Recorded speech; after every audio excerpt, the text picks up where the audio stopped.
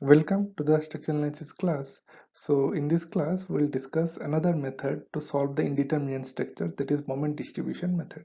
So if you recall, last class we have started the new module, that is how to analyze the indeterminate structures.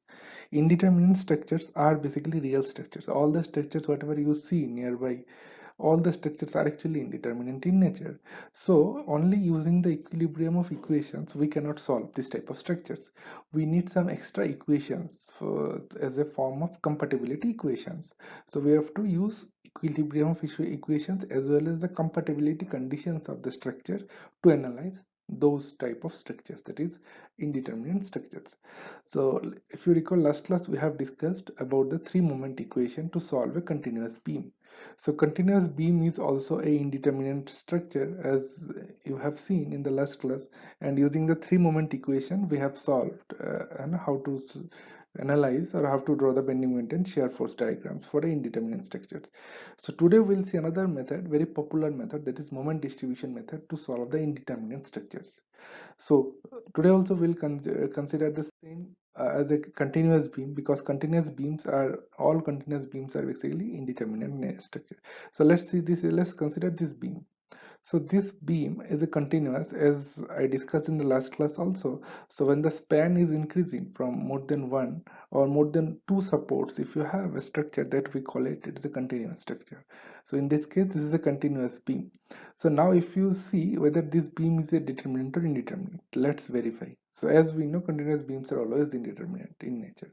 So let's see. So here in left hand side, you have a fixed support. So this one is fixed support, means you have how many reactions? So total you have three unknown reactions at this support, at this point.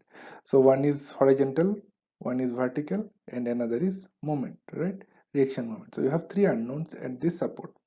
So now in the at B point you have now one only roller supports are there. So roller support means you have only single reaction force. So again at C also we have that roller support means single reaction force. Again this end at D we have again three unknown reactions, as it has a fixed support. So now count total how many unknown reactions are there. So we have 3 plus 1 plus 1 5 plus 3 8. So total 8 unknown reactions are there in this beam, continuous beam. So now we have only three equilibrium of equations, right? Summation of all horizontal forces is equal to 0, summation of all vertical forces is equal to 0, and summation of moment at any particular point should be equal to 0. So we have three equilibrium of equations, and here we have total 8 unknown. So we cannot solve this structure or this beam using only equilibrium of equations, because more number of unknowns are there and we have less number of equations. So this beam is a indeterminate beam with a degree of indeterminacy is 5, right? 8 minus 3, 5. So 5 in degree of indeterminacy is there in this beam. So to draw the bending moment and shear force diagram, deflection, slopes at any point, if we use our normal method, we can't do that, because here so many support unknowns are there. So before drawing the bending moment and shear force, we have to first find it out all the support reactions.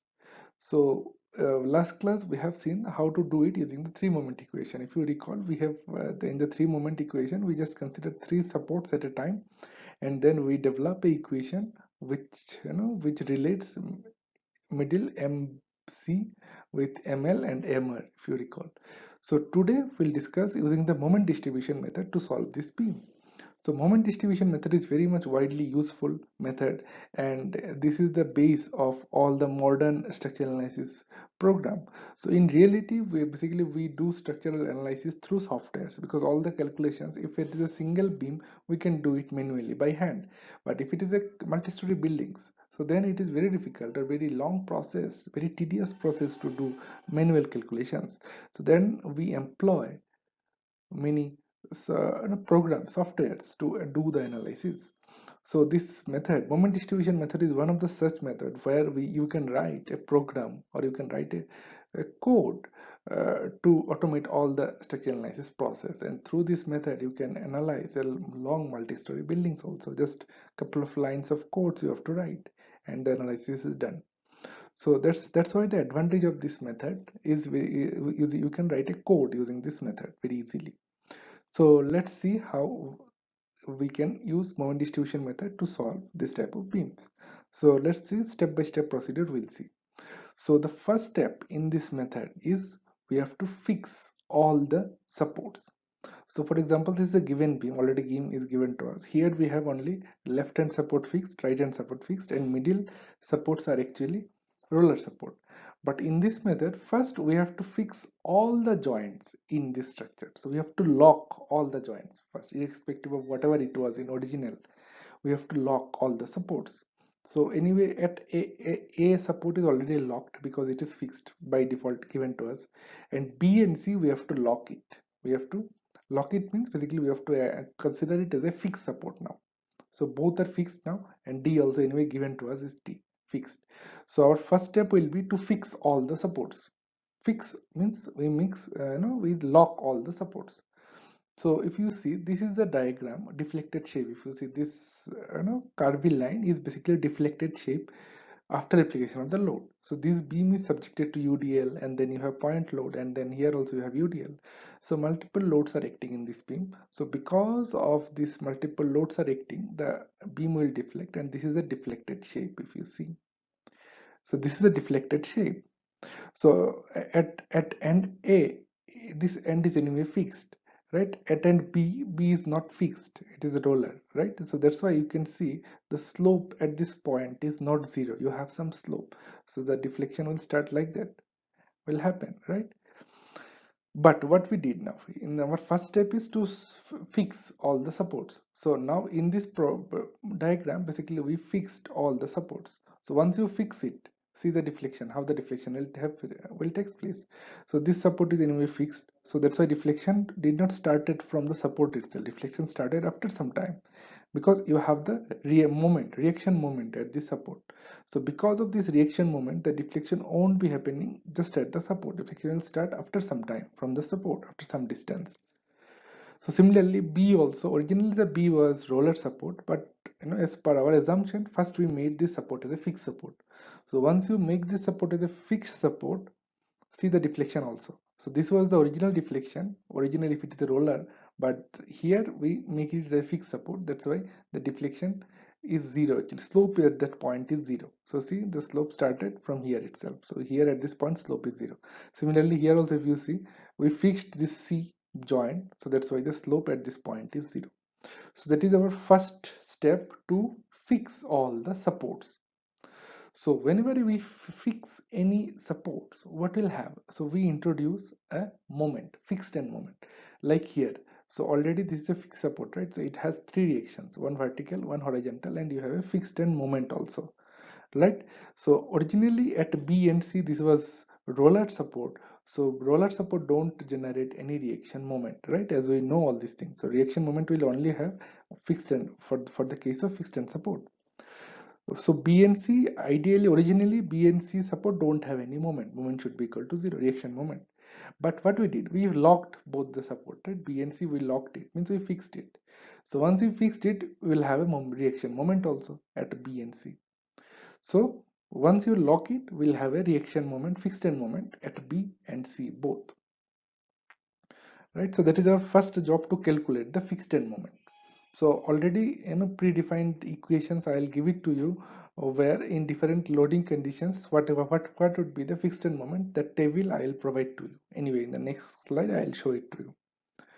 So once you fix it, then our next, then we have to unlock each joint sequentially.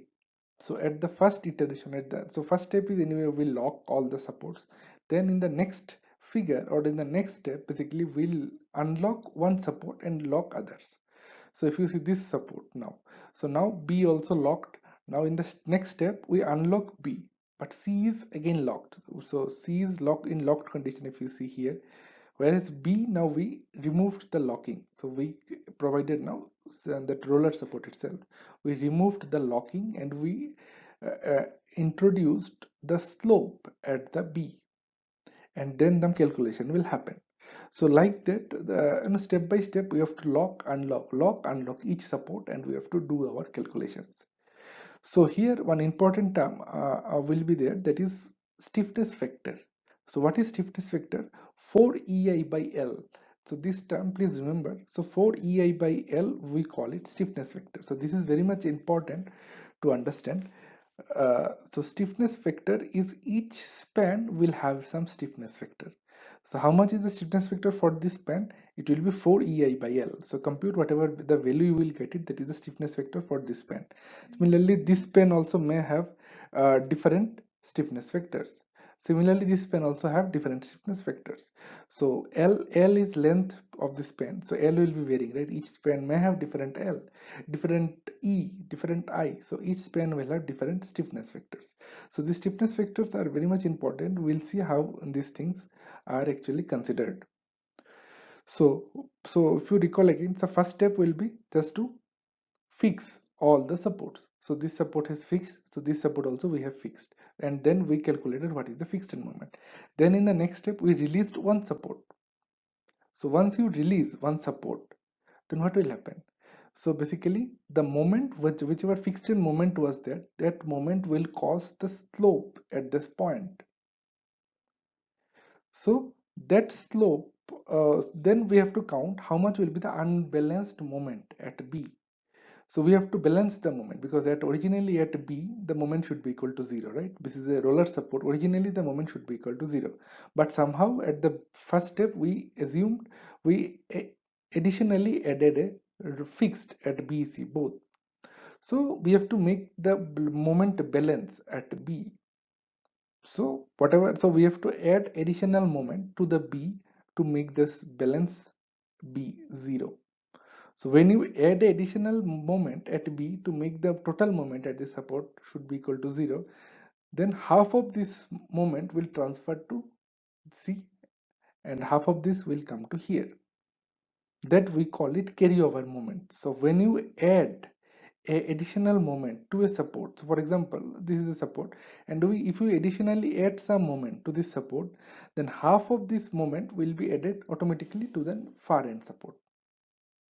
So if MA or MB, if you add it additionally, then half of this moment will be automatically added here. So MB by 2 will be automatically added here. That moment transfer we call it carryover moment or the moment distribution. So moment is distributed from this support to this support. So when we solve an example, this concept will be clear to you. So now this is the fixed end moment automatically. So this chart you can remember all the values, no need to derive. So when you have both hand fixed and if a point load is acting P, then how much moment, fixed end moment at A. So this fixed end moment at A will be PAB square by L square. So just remember this, or even in the exam time you can just write it down in a paper. Okay, so MA will be this much and MB fixed in moment at this support will be this much. So when the load is fixed point load at at a distance of A from the left hand side, so that much MA will be generated and MB will be this much. Similarly, if you have UDL of W load acting and both ends are fixed, then how much fixed end will be generated? MA will be this much, WL square by 12. Similarly, at MB also you have WL square by 12. So now if you have this type of different types of loading and fixed moment, how much it will be generated, this type of charts already predefined, so no need to calculate during the exams or during solving a problem. Just remember all this value, or you can make this chart handy. So whenever you solve any problem, just look into the values whatever is there. If the loading condition is UDL, then how much is the fixed moment? Similarly, if a loading condition is UVL, uniformly varying load, then how much will be the fixed moment? So this chart is very much important. Please remember all the values. So now let's solve an example using the moment distribution method. Okay, so what is the question here? Question is a continuous prismatic beam of ABC. So ABC, this is a continuous beam as I mentioned in the last class also. So when a beam is continuing more than one span, then we call it as a continuous beam. So a continuous beam ABC is has a constant moment of inertia. Moment of inertia I is constant. I is constant for both the span. Is carrying a uniformly distributed load of 2 kilonewtons. 2 kilonewton uniformly distributed load is acting, UDL is acting from A to B. in addition to the concentrated load of 10 kilonewton. So 10 kilonewton is also acting concentrated load at B to C span. Now draw the bending moment diagram. So that is our question, very simple question. So this beam is already there. Now we have to draw the bending moment diagram. So now first check whether this beam is a determinant beam or indeterminate beam. If this beam is a determinant beam, then no need to apply double integrated moment distribution method, or three moment equation, whatever we discussed in the last slide, not required. If it is determinate beam, simple equilibrium of equations if we employ, we can draw the bending moment diagram, shear force diagram, everything we can draw it. But if it is an indeterminate beam, then we need to employ this moment distribution method, or maybe three moment equation, anything we can use. So first let's verify whether the beam is determinant or indeterminate. So here at support, A is basically fixed end support. So fixed end support has three unknowns. So here we have three unknown reactions. This one is roller support at B. So roller support means we have only single unknown reactions, which is vertical reaction, and at C also we have single reaction, that is vertical reaction. So total how much reaction? So here 3, 1, 1. Total 5 unknown reactions are there in this beam, and we have three equilibrium of equations. So using only equilibrium of equations, we cannot solve this beam because we have more number of unknowns and less number of equations. So this beam is a indeterminate beam with a order degree of indeterminacy 2. 5 minus 3 is 2. So this is the indeterminate beam. Now we confirm this is indeterminate beam. Now we have to use either three moment equation or moment distribution method to solve this beam, or to draw the bending moment diagram we have to use.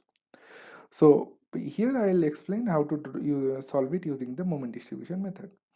So if you recall in the last slide what we discussed, our first step will be to freeze all the supports. So first step will be to fix all the B and C. So A is anyway fixed, it is given to us. B and C also we have to fix it, fixed support. We have to convert a B and C roller into a fixed support. So whenever we fix any support, the fixed end moment will be generated, right? A is anyway fixed, it is given to us. So you have some MA fixed end moment. Similarly B also, now we fixed it. So we have MB fixed end moment, and similarly you have MC also fixed end moment. So let's see what is a fixed end moment.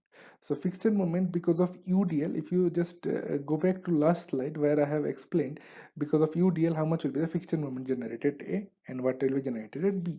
So fixed end moment MAB will be WL square by 12. Just last slide if you see this value, from there I got it. So WL square by 12. So just plug in what is the value of W. W is 2 and L is 3. So 3 square is 9. So 2 into 9 by 12. So you got 1.5 fixed end moment AB. So this end. Now fixed end moment at BA. So BA means this side. So for B supports, left part will be BA. So this part again you have minus WL square by 12. So similarly minus 1.5. So here you have 1.5 fixed end moment, and left side of B we have minus 1.5 fixed end moment. Now let's see this support. So moment at BC. So right hand side of this support MBC, fixed end moment will be PAB square by L square. So this formula also again in the last slide we got it, from there we have considered. So what is P? P is concentrated load given to us 10 into A. A is 2 and B is here 2. 2 square. 2 square means 4. 2 into 4 by 16. L square is 4. 2 plus 2 4. 4 square is 16. So we got 5 kilonewton. So at B, right hand part of B will have 5 kilonewton meter moment, fixed end moment. Similarly MCB means at this end how much will be the fixed end moment? That will be simply minus 5 kilonewton. Just plug in the values, you will get minus 5 kilonewton. So now that part is over. That fixed end moment calculation is over. So any type of loads are acting, just refer the formula whatever we have explained in the last slide, and then find it out what is the fixed end moment. That is our first step to solve the moment distribution method. Next will be, we have to find it out the stiffness factor. What is stiffness factor? If you recall first slide I have explained what is stiffness factor. Stiffness factor is nothing but 4EI by L. The formula for stiffness factor K is 4EI by L. So let's consider this span. So this span, what will be the stiffness factor for this span? It will be 4EI by L. 4EI by L. So L is how much? 3 meters. So by 3. So 4EI by 3. Similarly, what will be the stiffness factor for KBC? So KBC will be 4EI by L. So here L is 2 plus 2, 4. So 4. So now at B, what is the total stiffness then? So at B, you will have this stiffness plus this stiffness. So here at B, two members are meeting, right? BC and BA. So at support B, total K, total stiffness will be summation of this one plus summation of this one. So from this support also, moment will be stiffness will be coming from this support also. So total, if you add it, you will get summation. Moment at K will be this much. And now another term here, it is distribution factor. DF we have to calculate. This is our third step. First step is to calculate the fixed end moment. This is over. Second step is to calculate the stiffness factor K. That also we calculated. Now in the third step we have to compute the DF. DF is distribution factor. So distribution factor will be nothing but distribution factor for BA. So BA means this side, B to A. So this side distribution factor will be whatever is the stiffness factor at this end, B to A. Stiffness factor for B to A is 4 by 3 EI, means 1.33 EI by total K at B. So in this B joint, whatever is the total stiffness is 2.33. So 2.33 will be divided at the bottom, and at the top we have the whatever is at BA end, whatever is the distribution factor at this point. It is 1.33. So 1.33 by 2.33, you will have 0.57. So distribution factor for B to A end will be 0.57, whereas distribution factor for BC, so this side will have KBC by total BC, total K. So KBC is how much? EI by total is 2.33 EI. So this is 0.429. So left side distribution factor is 0.571, whereas right side distribution factor is 0.429. So if you add 2, you should get 1. All the summation of all the distribution factors at particular support should be equal to 1. Now what will be the distribution factor for C? So at C, if you see, only single member is connected at C. Unlike B, B has two members connection, where C only single member is connected, right? That's why the distribution factor at C will be 1, directly 1. So that is our beam. Whatever just now we computed, it is written here. So this is our original beam. Left hand side is fixed, and then at the middle B you have roller, and at the C we have again roller. Now we have written the distribution factors. The distribution factor for this side B to A will be how much? For B to A distribution factor we computed 0.571. So 0.571, like that we have to write. And similarly for B to A, so B to C also we computed 0.429. So 0.429. Now near to C support, so it is 1. Distribution factor is 1. So each support, two sides will be there, left side and right side, if it is a two members are connected. That's why two values we have written, whereas C only one value written, because right side there is no support. So each joint left will have one distribution vector, right side will have another distribution vector. Now if you add both distribution factor in particular support, you should get 1. So 0.571 plus 0.429, if you add both, you will get 1 unity. So now that's the distribution factor we have written. Now like that format actually we have to make to solve this method. So now what is the fixed end moment? Fixed end moment at A. Fixed end moment at A is how much? Fixed end moment at A we computed 1.5. So that's why we have to write plus 1.5 fixed end moment. Similarly, fixed end moment at B to A. So this portion will be how much? So B to A it will minus 1.5. That's why it is written minus 1.5. Similarly, fixed moment at B to C region will be how much? So B to C region it is plus 5. So that's why it is written plus 5 here. Similarly, at C to B it is minus 5. So minus 5. So this first line now we have written, we understood how exactly these things are written. So now we have to balance it one by one. So first balance will be starting from this support C. So C, originally this C support is what? C support is a roller support. But in the step 1, what we did? We made it as a fixed support. Right? So because of it is fixed support, we considered it as a fixed support. That's why we got some moment, minus 5. Right? As it is a fixed support, we considered, that's why we got minus 5. But in reality, if you see, this support is actually a roller support. So roller support means there should not be any moment. Moment should be 0 at this support C. So but as per our calculation we got -5 because we consider it as a fixed support. So we have to balance it. So balance means how we have to make total net support, net moment at this support should be equal to 0. So we have to add +5 moment. Additionally, externally we added +5 because -5 is already there. -5 plus 5 net should be equal to 0 at this support because it is a roller support, right? Roller support means moment should be equal to 0. If it is a fixed support here, then we should not do all these things. Whatever support is there, whatever moment will be there, let it be. But it is a roller support, that's why we have to balance it. We have to make it 0 net moment at this support C. So we added additionally +5. So whenever we add any extra moment at particular support, half of this moment will automatically add to the far end of the support. So this support has two ends, right? This is near end, this is far end. So whenever we add +5, then half of this +5 means 2.5 will automatically add here. Automatically it will add here. So this support now we balanced it, it is 0 now, 0 moment here. But here we added now additional 2.5. Now in this support B, what is the total net unbalanced moment? So net unbalanced moment will be -1.5 is already there, plus 0.5 plus 2.5. So if you add all these three, how much you will get? 5 plus 2.5, 7.5 minus 1.5, 6. So total we have +6 unbalanced moment at support B. So at support B also it is a roller support, means net support should be equal, net moment should be equal to 0. Then we have to add -6 to this support to make it 0. So now we added -6 to this support B. So -6, how much will go here and how much will go there? So total -6 we have to add in this support. So based on the distribution factor. So -6 into 0.57 will be -3.42. So -3.42 will be added left hand side of the support and -2.574 will be added right hand side. So how I got -2.574? That is -6 multiplied by the distribution factor of this side. We'll get -2.57.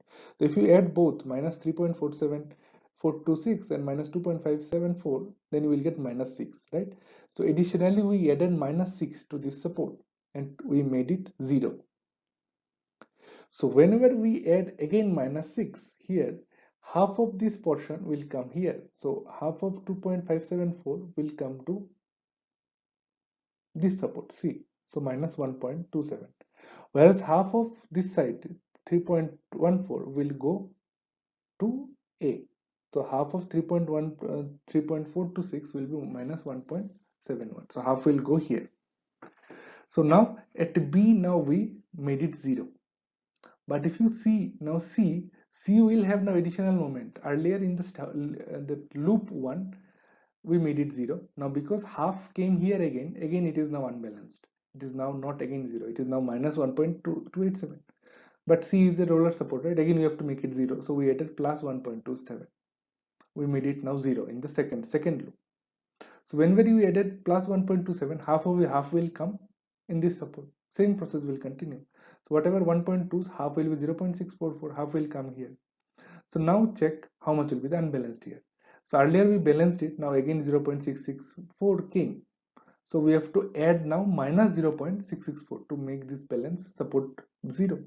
So -0.664 multiplied by distribution factor will come here, and -0.4's distribution multiplied distribution factor of this one will come here. So like that, now we made it 0. So whenever you add extra, again half will go here. So minus, so half again coming here. So like that, the loop will continue until and unless we get 0. All the supports, once we get 0, this loop will continue. And ultimately, when we get final value 0, and here also almost it is 0, then our iteration will be over. And we get our final MA, moment at A will be just final net, whatever will be there, that will be the final value. So if you see at the beginning of the iteration, what was the value here? Value was -5, right? Unbalanced moment at this support was -5. Whereas in the next iteration, what was the unbalanced moment? -1.2787. So see, in every iteration, this unbalanced moment in all the supports are decreasing. here it was -5. In the second iteration it is now -1.2. If you go third iteration, now it is -0.15. So like that, when you increase the iterations, the unbalanced moment also reduces. So when you have very small unbalanced moment, then we can stop our process, and then we calculate what is the net moment. At B it will be 0, at C also it should be 0, because these are roller supports, and at A is not roller support, it is a fixed support. That's why you get some final moment. So that's how, using the moment distribution method, very quickly, just using the iteration method, we can compute whatever is the unknown moments, MA. MB anyway 0, MC also 0. So this is MA. Now we can easily draw the bending moment diagram for this beam. So that's how we completed our structure part of this course. Using, again, we discussed here how to solve the indeterminate beams using the moment distribution method. So indeed, solving indeterminate beam, we have discussed two methods. In last class we discussed three moment equation, and in this class we discussed moment distribution method. So basically we are distributing the moment from one support to another support, right? Half will come here, half will come here, like that. Moments are distributed across the beam, and we got our final moment. Thank you so much.